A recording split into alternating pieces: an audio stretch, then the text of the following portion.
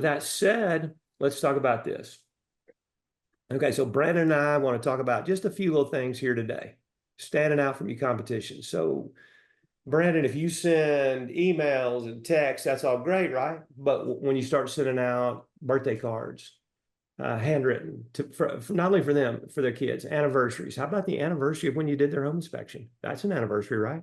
I mean, we'll generate you a whole list of things that you need to send and when. This course is under development as we speak. I have the outlines already done and most of the text already written, but it takes a minute to do all this. So what happens is you stand out from the competition. Does anybody know of a home inspector in their market that's actually handwriting stuff and sending it out to the customer now? Anybody you know? No. Nope. Nope. Yeah. So you're definitely going to stand up for a crowd because when a card comes, you're going to see it. Now, do you think that it's better to have a card in an envelope or a card not in an envelope? So maybe like when you went to, okay, you're not this old. When we grew up, and Keith my age, so when we grew up, we would go to a hotel. We go to some fancy swank hotel. Man, it was a Holiday Inn when we first started. And when they went from the walk-up hallways to all the rooms were inside, we were in high cotton. And they would have these postcards that you could get and you could write a message to your friends back home. Well, the reason they provided you those postcards because it was on their postcard, their picture, their hotel, their letterhead, their information was right there. But how many times did I do that? A lot. I sent my friends, hey, we're at dinner at the beach. I'm glad you're not here. You're a butthead or whatever, and send it to them. My parents would send nice notes. I always did a prank, to my friends. But what happens is, would it be better to use no envelope or an envelope? And I'm being serious. Okay. Yeah, envelope. Yeah, envelope. And Keith, why is it you think that now? Because there's no right or wrong answer. No, I think it's just more professional in a way, and it's more formal, and they're excited to open it. And that's the key, is to open it. Anybody else have any thoughts on that? The one thing that maybe comes to my mind, because I don't know the answer to this, just the little bit more time that they invest in opening up what is inside and some of that curiosity too. Right. In direct mail, we have two issues. One of them is getting it open. And the second is have a compelling message. Okay, so the message on the inside is completely fine. So getting it opened is still one of the things that we face with direct mail as an issue. And I think if you go to your own mailbox and you'll see A pile and B pile, A pile is your bills, if you still pay them yourself, which we don't, but that and things from people you might know or things you might be interested in, put in your A pile. You'll open that, but the rest of it goes in the junk mail. Okay, and B pile. So the question is, if you didn't have to open it and you saw it was a postcard from somebody that you did business with and it was clearly handwritten, then that's good. Now, are there issues with that? Could the ink get smeared and all that in transit? Yeah, the Postal Service probably abuse you or whatever, but so that's it. So one of the ways I think that's probably best to have an envelope today, and here's how I think we can get more opens. How about we put a return address with our name? Oh, definitely. I mean, how many things do you get have no return address? Yeah. Or it's down at the bottom on the back of the envelope. They don't want you to tell it because they're trying to sneak up on you. So a breath of fresh air, Keith, is a handwritten note from you to your customer or your friend with a return address. I think that's the way to do it. Oh, yeah. I mean, I don't care about professional because what I want to turn you from is a professional relationship to a personal relationship. Right. I want you to know me, like me, and trust me. I don't want to be your vendor. I want to be a part of your team. Okay. And that's how we feel about you guys. We don't want to be your vendors. Matter of fact, we're not going to be your vendor, but if we can be your partner, that's perfect.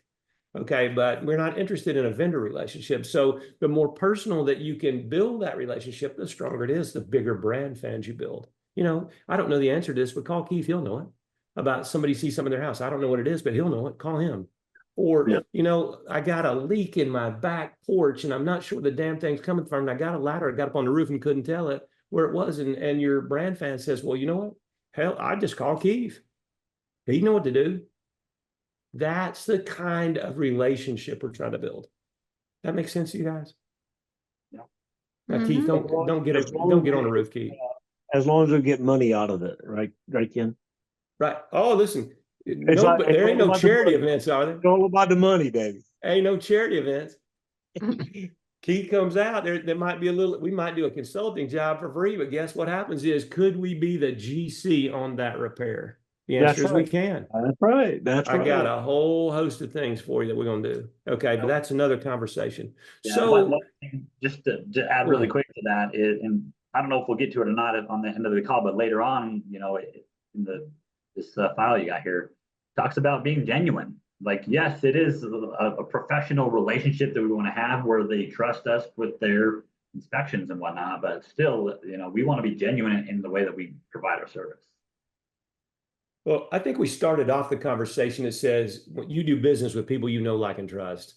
Yeah. And to be genuine is part of that. I mean, if you're Mr. Haney from Green Acres, that every minute he wanted to sell you something else, a real estate piece or a repair or one of the other things, you don't feel good about that.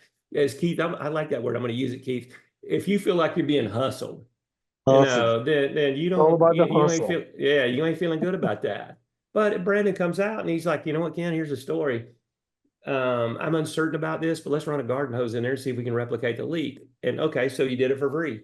Okay, now your friend looks like a hero. You've gotten a client. Okay, so guess what happens is we can't really tell where it's coming from. I think that we should get a roofer out here. And oh, by the way, one of my preferred vendors would be glad to send somebody out here and take a look and see if he can't help us.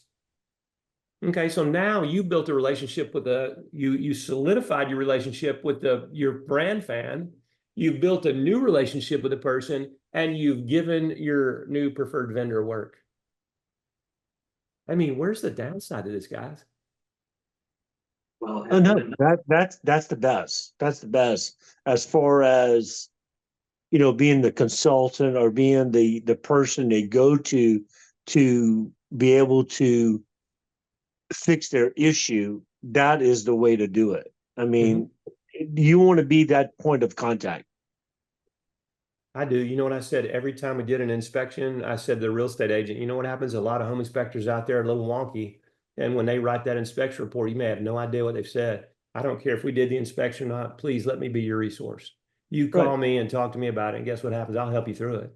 And I can't tell you, Keith, how many people did it and Agreed. how strong Agreed. that relationship became. So the first thing I would do is, after Mary told her friend that, that call Keith, then what I would do is I'd write Mary a handwritten note and I'd say, Mary, thank you for the confidence that you have in me and allowing me to serve your friend. That meant a lot to me, and be genuine about it. And, anything else we can do to help, here's what we've done. We went over there and, blah, blah, blah. Just a quick note, look, put a garden hose on, couldn't quite figure it out, referred her to one of our partner vendors, and I'll stay in contact with the process to make sure it happens right for them. Nobody does that. And you know what happens is, boom, you're a winner. Ricky, I see Well, you got his hand raised. I'll Question. just tell you. I'll just tell you my incident today. I did an inspection for a guy, and he called me today. He says, "Hey, I smell gas in my house." I said, "Well, I didn't smell that, nor did the realtor smell that when we did, but I turned him on to my vendor of a plumber, and he went out there like within an hour, and went and investigated it and repaired the issue, and that dude is happy." Mm-hmm. That is the key of the network with preferred vendors, when you can get somebody to go out there on an instant and remedy the problem. You're the hero. I'll Because tell he you, called Keith, me back. He says, "Hey, the guy took care of it. I'm glad you did it. And it was all good for the consumer." handwritten note right there. So here's one that happened. A lady called up on Christmas Eve. Okay, she's a single mom, lives in a house. We did the inspection. I don't know if the furnace was on or on. I can't remember all the details. She calls us up in tears. It's Christmas Eve. Her furnace won't come on. It's a cold Christmas Eve in Atlanta, and nobody is there to help her. She calls us on the phone. Well, we were just, I don't know if we were getting ready to leave or whatever. She told the story. We said, we will have somebody out there in an hour. And we did. And you know what? We're the hero. How many people do you think she referred Right. to us for that? That's right. So that's it. Yeah, Now, Ricky, I can see Ricky's technical. First thing he'll say is there's a contract or there's a something that we can't do this. No, I'm not Oh, good. technical. Oh, good. I'm not technical. I'm a simple man. All right. I like it. So how do we get these addresses to mail these handwritten notes to? Okay. Besides So asking. the first way I would get them is if you don't if you're not running a CRM now, do you run the ISN or one of those types of programs? No, but when I first started in 2018, I was writing handwritten notes, and I would ask agents, "Hey, can I get your home address?" But it kind of felt a little weird to ask that, to be honest with you. And well, why are you laughing, Beth? Because of what Ken said. Ricky. I said creepy. Oh, yeah. Well, I mean, and anyway, so I asked an agent who I'd, come out of the gate working with a few times, started to develop a friendship, and she said, well, you can't be afraid to ask. You just got to say, look, if I could get your, she referred to as like best mailing address where you receive your mails instead of just home address. Sure. And so I started kind of working with that language. And anyway, I was with an agent one time. She sells nothing but $1 million homes in Dallas. And she's mostly on the listing side now. I do an inspection for her every now and then. But she was the one where when I first got started with her, I said, hey, would it be okay if I got your best mailing address? I'd like to send you something. And she was like, oh, you don't have to send me anything. She said, I don't need nothing. I don't want, I said, well, I just do a lot of handwritten notes. Every time I work with you, I just want to be able to jot down my thoughts and my appreciation for what for supporting me. And, the only place I know to send those is to where you get your mail at. And that was kind of it. But I kind of put the brakes on it after that because I was like, man, how many agents feel that way? So I just kind of eliminated it and I stopped doing it. So Becky Babcock, she's a multi-million-dollar producer in Atlanta, and Gazelle, you may have worked with her in her team, but Yep. she just said, "Ken, we love you, but you don't need to send me any more thank you notes. I know you love me. The minute you stop loving me, I'll tell you." Okay, so that was it. However, Ricky, here's the story. We're not going to be mailing agents after the 17th. We're going to be working all these notes with your clients, your spheres of influence, and other people. Agents are going to become a very small section of your referral business. Okay, so do you have a list of your prior clients? Yeah. Yeah, so you got the address right there. So I would just get it into whatever you want to get into. If you want to leave it there, or you want to move it over to transfer the data, leave it there, but you can send it also to a CRM if you want to manage that. Because so we're sending handwritten notes to prior clients. Well, yes, number one. So we're sending handwritten notes to everybody. We're sending handwritten notes to everybody. Okay, that's where we're at. Okay. Because I think if we don't, we're no different than everyone else. So somebody does you a good turn, send them a handwritten thank you note. You'll be way different. People will notice you immediately. So prior clients will do it, but let's say you met somebody, let's say you met a mortgage lender and you guys just had a casual conversation. Maybe you saw them at the shooting range. And you met him and he said, hey, I'm a mortgage broker. There it is. Note. Great to meet you. Listen, if you need help on your shooting, I noticed you kind of missed a target a few times and then just go that direction. I'd send him something like that and say, hey, if we can help you in business, let us know. And oh, by the way, I might give you a shout. But I still am going to need referring agents' addresses to send a handwritten note to. I mean, that doesn't change the fact that there still will be some of them. So let me say this to you. I think it'll be easier to get it. Here's what we always said. What we'd like to do is get your best mailing address. And the reason why is we have a birthday club. And, every time one of our great agents has a birthday, we want to acknowledge that. So what would that address be? Okay. And generally they'll give it to you, but please know that everybody isn't going to do it. And some are going to push back on you, but that should just be an invitation, to keep going. Because they obviously don't want it. And if they don't want it and you send it to them, what does it become? Junk mail to them, right? Okay, so we don't want to be bugging that person. So if they don't want it, perfect. God bless you, and you're on to the next thing. But I think you're going to see that it won't be today, it won't be on August 17th, but I think you'll see over the next 12 months a complete and total disruption of the real estate business. So the market it's already happening. It is, bro. It's flipping. People just don't realize it right now how far it's gone. But So, the best so thing to do, we've done in the last probably couple of weeks is just taken our top agents that has used us and just brought them out to dinner, have lunch. Hey, what you doing? Because I've got most of them on my cell phone, and I just call them up, say, hey, you available for lunch?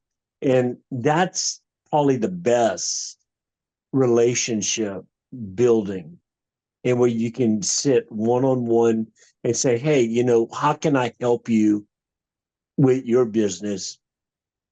And that's the best, Ken. I mean, the one-on-one relationship, you can't beat that.